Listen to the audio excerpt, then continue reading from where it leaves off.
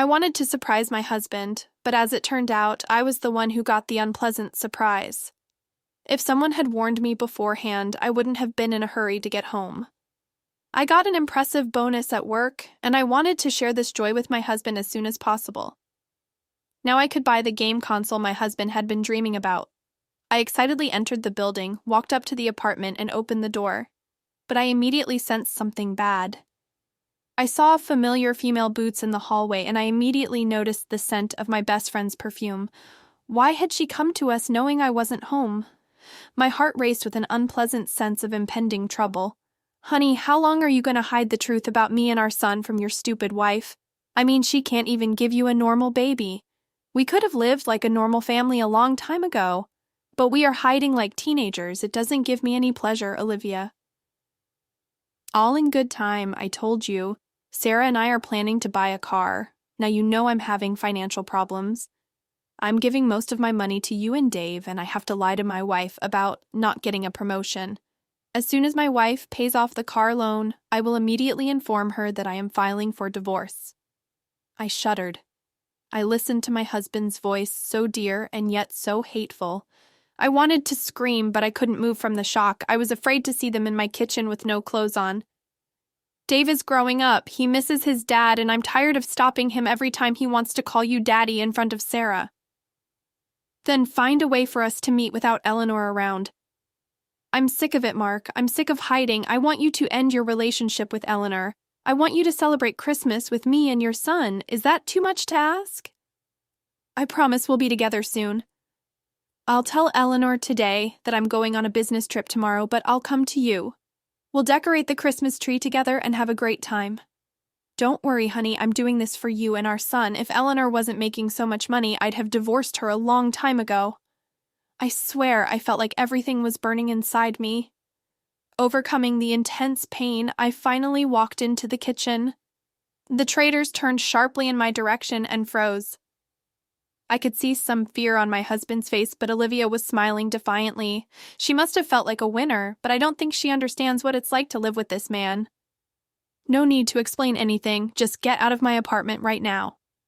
It was the only thing I could say. Wait, Sarah, you've got it all wrong, Mark said in a trembling voice. She got it all right, Mark. Sarah, dear, Dave and I have been together for a long time. By the way, Dave is Mark's son. The first time it happened between us was at your wedding. Mark, let me help you pack your belongings. Don't worry, honey, we'll buy a car without her money. It was painful to hear those cruel words. I wanted to cry, to scream with the tearing pain in my soul.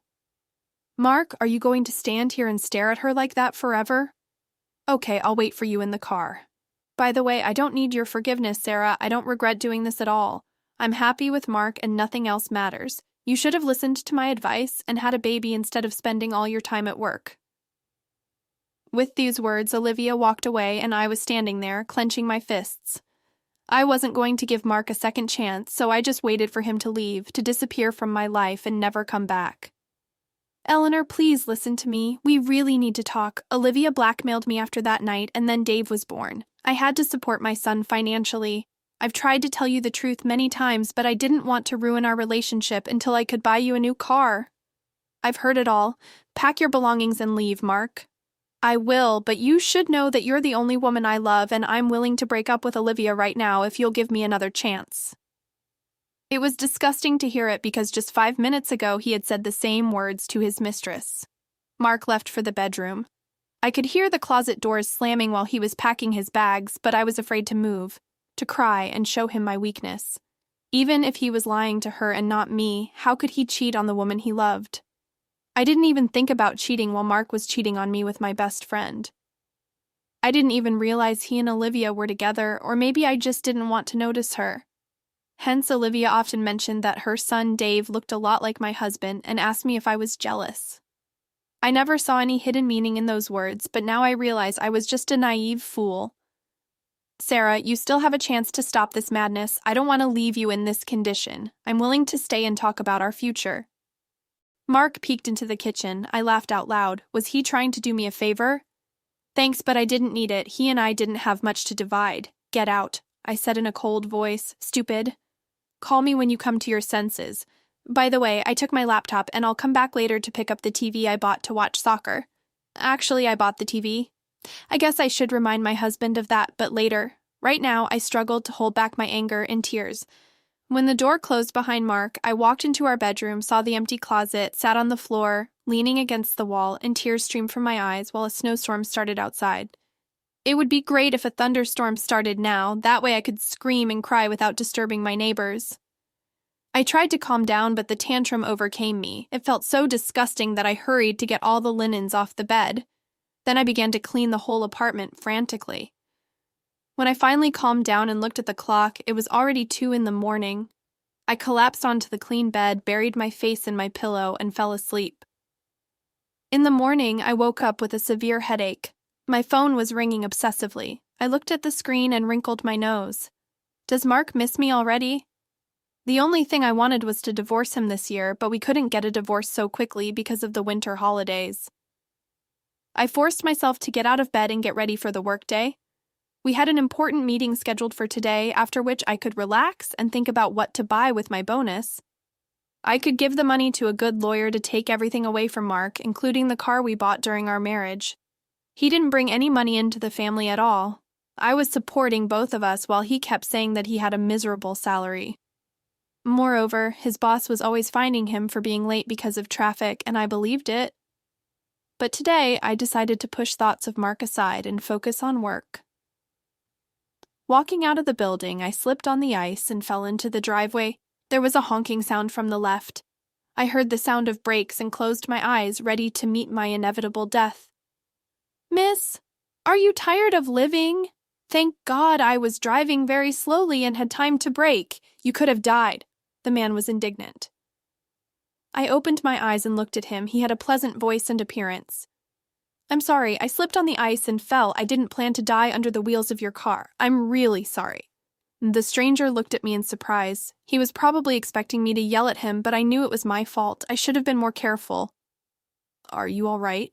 the man asked, looking at me without reproach. "Yes, I'm fine. Thank you for asking. I should go. Thank you for respecting the speed limit." The man was bewildered, and I hurried to the bus stop so as not to continue the conversation with him and not to talk about who was right and who was wrong. At work, I tried not to show my emotions. At some point, it even seemed to me that I reacted too calmly to my husband's infidelity. I loved him, and even though I was in a lot of pain right now, I didn't see the point in lying on the bed feeling sorry for myself and crying. I even looked in the mirror a few times. Olivia was wrong. I looked pretty good, no worse than when I started dating Mark. I've even lost weight since then. Yes, my work schedule was tight, but I always managed to do the housework, and I never denied my husband intimacy. But he refused to sleep with me often, and now I can see why. "Eleanor, Christmas is coming. Why are you so sad? You should be happy. Why don't you join us for a glass of champagne?" "Thanks, I'll join you later." I smiled at my coworker, but I didn't plan to join them in the evening. Having finished all my work for the current year, I went to the store. Going to the store took me 2 hours. I had spent most of that time waiting in line for the cash register. I was tired but satisfied. I bought chocolates and champagne. Now I had everything I needed for the holiday. It was surprising Mark had stopped calling me, and it made me happy. I didn't want to see him ever again. I spent the next hour decorating the apartment. I decorated the Christmas tree and lit scented candles to fill the atmosphere with the scent of the upcoming holiday. I relaxed, took a bubble bath, and closed my eyes, but the overwhelming amount of text messages from my husband darkened my mood. Mark insistently asked me to talk to him, swore that there would be no more cheating, and he would do everything possible to fix our relationship. But there was nothing left to fix. He should better think about his son. A son needs his father. It's a good thing we didn't have children in our marriage. We wanted to have a baby, but we planned to make more money and buy a spacious house first. Olivia is different. She didn't think about the future. She just got pregnant right away. I wonder if she really loved Mark, or did she just want him to support her financially? I never said anything bad about my husband. I always emphasized that he made good money and provided for our family, and that he was a strong, decent man. It was a lie, but Kristen must have believed it. Smirking at my own thoughts, I let go of all resentment and wished Mark and Olivia happiness despite their betrayal. Perhaps that was the right attitude. I could forgive him, pretend that I forgot about the betrayal, and Mark would come back to me and then file for divorce just to get revenge on him, but what's the point? No, I don't want to do that. I relaxed on the sofa, covered myself with a bright blanket, took some tangerines, and started looking for tickets to some warm country. Why not? I could afford a vacation for a few days. There was one offer that caught my eye, but when I was about to book, the price went up a lot. No, I don't want to spend that much money now, even though I got a good bonus.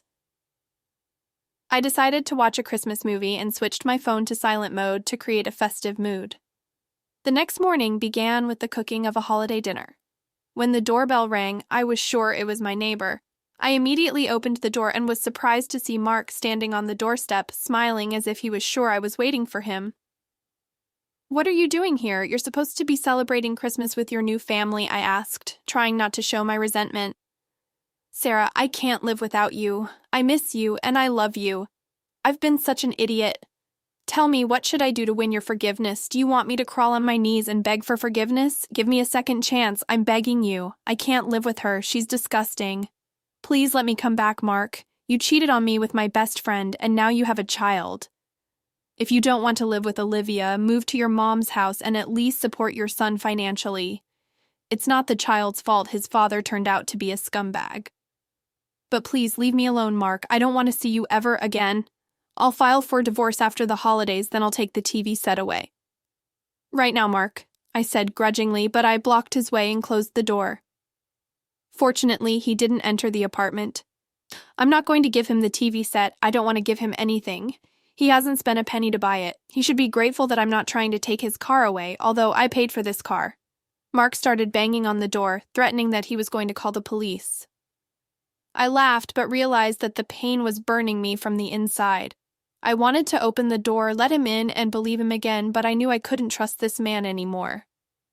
I stopped myself from doing the reckless thing, went to the kitchen, and turned the music on loudly so as not to hear my husband's tantrums. In the evening, I put on a beautiful dress and did light makeup. When it was almost midnight, I tried to open a bottle of champagne, but nothing worked. I really wanted to make a wish at midnight. I grabbed another bottle, but I couldn't open that one either. Suddenly, I decided to go to my neighbors and ask for help. Even though I had never been superstitious, right now it seemed important to make a wish that my divorce would go smoothly. When I ran out of my apartment, I looked around. An old lady lived in the apartment on the right. She wouldn't be able to help me. The other neighbors were on vacation. I went to the floor below and knocked on the door of the apartment below mine. A handsome man with a funny Santa Claus hat opened the door, and I immediately recognized him. He was the one who almost hit me with his car.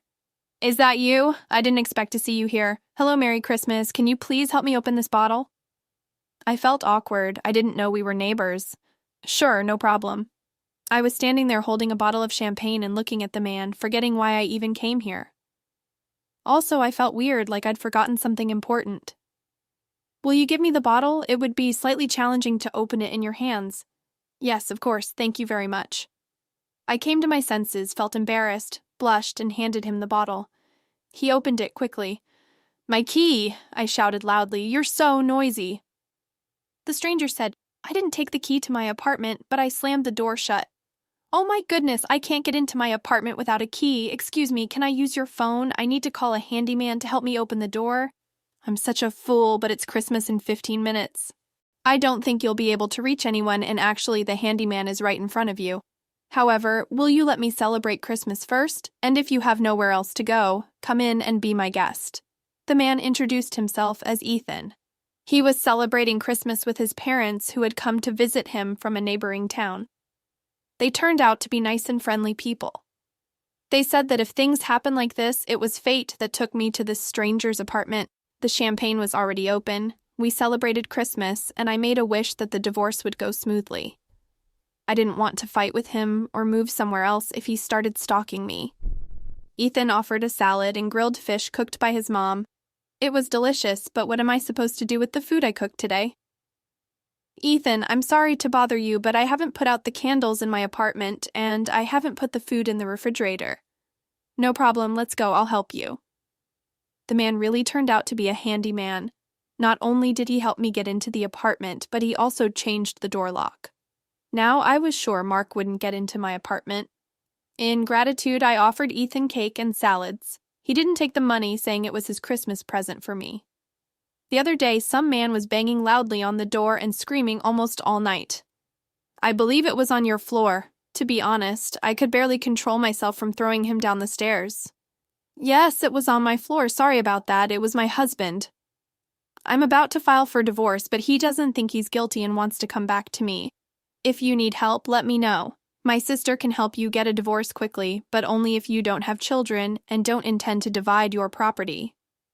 Really? I didn't even notice that. Ethan entered the apartment, sat down at the table, and poured us some champagne. I told him the story of my whole life, and the man promised that I would get a divorce soon. He went back to his parents, and I couldn't stop thinking that fate is very complicated and doesn't bring people together for no reason. I decided that I should make a cake for Ethan to thank him for his help. Eventually, I got the divorce even faster than I expected, and within a week I was already holding the divorce certificate in my hands. It was surprising that even Mark had agreed to sign it when I told him I wasn't going to take the car away from him. Did he really like living with Olivia? Anyway, that was none of my business. Now that evening, I put on a nice dress, took the cake I'd made myself, and went to my neighbor's apartment. Everyone has always praised my cakes. I really hope Ethan will be pleased. Hello, do you need to open a bottle of champagne or an apartment again? Ethan asked with a smile. Hello, I brought you a cake with nuts. I just wanted to say thank you for everything you did for me. With nuts? I nodded, but Ethan looked confused. I'm allergic to nuts, but my parents will be pleased. Come in. I felt awkward again, but this time it wasn't alarming, but rather amusing. Talking with my neighbor and his parents, I felt as if I was discovering a different side of myself and understanding my strong points. I even rejoiced that on that fateful day I had written home early and that I divorced my husband before we had children. I had let go of my love and was ready to let another man into my heart. Ethan and I often saw each other in the building, and soon the man asked me out on a date. I didn't refuse. If fate had introduced us on Christmas night, I had to take the chance. However, I didn't want to rush things. The next Christmas, Ethan proposed to me, and I said yes. We both had managed to overcome the burden of a failed past relationship. I have no idea how Mark and Olivia's life had turned out. Olivia called me several times demanding that I come and take Mark home, but I reminded her that he was my ex-husband now. And his home wasn't in my apartment anymore. She should have thought twice before ruining my family, and I should take care of my own future now. I want to have a baby, and I know Ethan is a reliable man. He would be the most caring husband and father.